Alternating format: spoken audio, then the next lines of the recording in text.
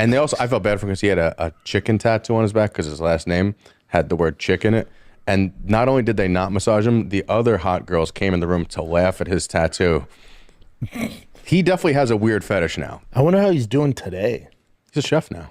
Oh, chef. Yeah. Probably still really depressed about that. Very depressed. Yes, he is. If you go to one of those places and they just say, we don't do that. You're like, well, no, my buddies. Like, Yeah, they're like, they're lying. Yeah, it's not happening. I was 17 in Russia, and we picked up girls, and my friend couldn't get it up, and my dick stayed up the whole time.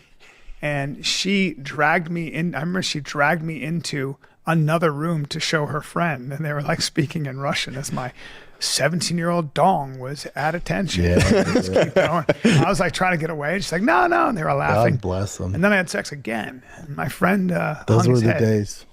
And then the other girl, Christina, had to talk to him in Russian because he spoke Russian. He was American Russian in the Cosmos Hotel. And I had sex with Svetlana and Christina at 17. It was one of the better nights of my life. And then my mom found me in the biggest hotel in the world. She found me. She heard music. I wasn't there. She knocked on the door.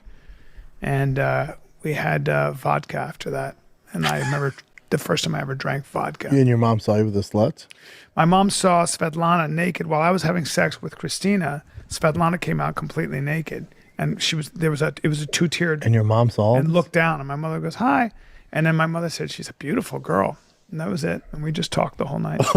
And Awkward? I gave them my blue jeans and my sneakers because they didn't have them back then. Yeah, that was 1985, everybody. Dude, you're so old that... Jesus Christ. Like, that story is both sad, also it feels like a lie, but it just feels sad and weird. Could you imagine what you'd have to... Could you imagine how much money his family must have had to be in Russia in the 80s? Like taking your whole kids, taking the whole family there. Because it feels like Bryan's family travel a lot together, innit? Like, again, there's something that I've mentioned before. It's something that you see quite often in, what's this fucking called? Succession, right? The TV show Succession. Wealthy families, not rich families, wealthy families tend to vacation together. Like even the adults, like, you know, adults with children and shit, they go on holiday a lot together. So Bryan's been traveling with his family around the world, maybe based on what his dad used to do, right? He's a big banker guy. He's been traveling around the world with his family since he was a literal child. So he has experience, right, of like going on holiday, on vacation to Russia in the 80s. In the 80s. And fucking escorts and shit and prostitutes and whatever else and human trafficking victims and shit. I don't know what they were. Like, he's been horny and creepy for a while. That's another indication. Bryan's been out here slanging dick, as these guys like to say, for a long time, and he hasn't stopped. He's only like slowed down a little bit now. Even now he's not really slowed down. I think if Bryan was like still in Hollywood, he'd still be out here trying to, you know, smash whatever was moving. Now he's doing this like fake Christian, family man, happy with comedy and being, I mean, but if he could really be in Hollywood again, on that red carpet, rubbing shoulders, kissing babies, hugging, all that shit, he'd be there. He'd be there in a flash. He'd be there in a flash. But, I don't know, man. I don't know. Wow, didn't it? Man was 17 in the 80s, you know. This nigga's old. 17 in 1986 is fucking crazy. I'm sorry. Man was 17 in the 80s. I gave them blue jeans and I let them try my McDonald's because they didn't have that there. It's like, brother, man. All right. When you lost it, they didn't have blue jeans in Russia. That was 1985. That's so crazy. What is this blue jean? And these girls were hookers.